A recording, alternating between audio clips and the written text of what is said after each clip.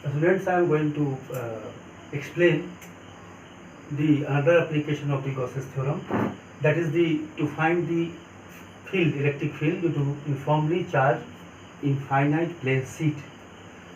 This is the infinite plane sheet in figure. Actually, infinite means a large, but this is this is the infinite plane sheet of charge, and this is a point at which we have to calculate the electric field due to this charge infinite sheet.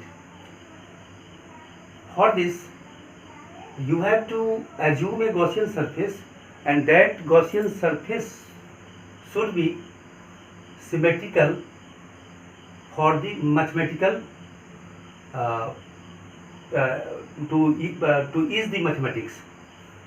Suppose this surface may be a cylindrical surface. This is a cylindrical surface, and this surface will be symmetric about this charge.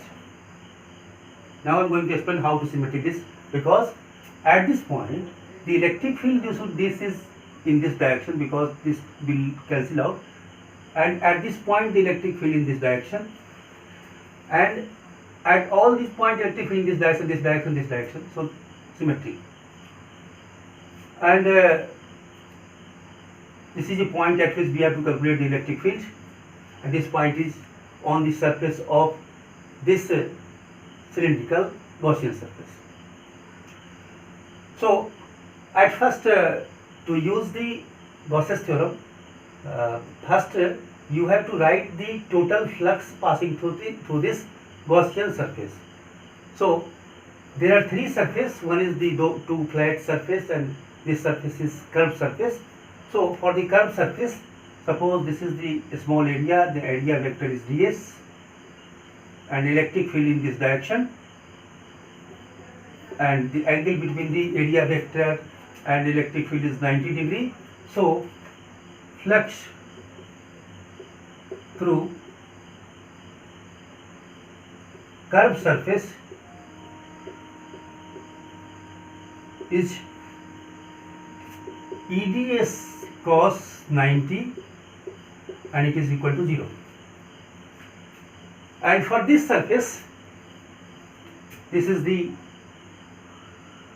area vector, the small area, and this is the electric field. So again for this surface, this is the area vector, and this is the electric field, and this is the area vector. So the total flux through these surfaces is equal to EDS cos 0 plus, for this is this EDS cos 0, and it is equal to cos 0 is 1, so it is equal to 2 EDS. Since E is constant in magnitude, so it can be taken out from the sign of under this integration, and it is 2E, and this area is ds, and whole area is, this area is suppose S, the complete area is S, is the total area. So this is ES, and 2ES, this is the total flux. Now come to the Gauss's theorem. According to Gauss's theorem, total flux is equal to 1 by epsilon times of the charge, and this E epsilon is 2E is, and 1 by epsilon naught, and this is what is the charge. Now the question is, what is charge?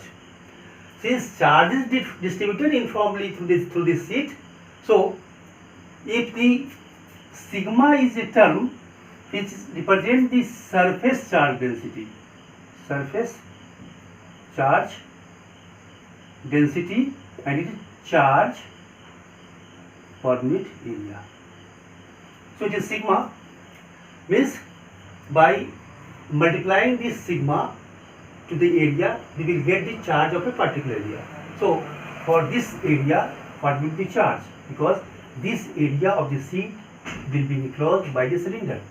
So the total charge is sigma S, because the area is S, this area is also S, this area is also S, and SS will cancel out, then E is equal to sigma by 2 epsilon naught. This is the magnitude of electric field at this point. And if you want to write in the vector form, so you have to indicate a direction, and this is the electric field, and this direction is, if charge is positive, so outward. So this is the direction, this is the direction of electric field, and this is the expression for this. One thing that is remarkable in this expression is that is the electric field at due to the seat of charge is independent of the distance from the seat. Means the distance of this point charge from the seat is not present in this expression.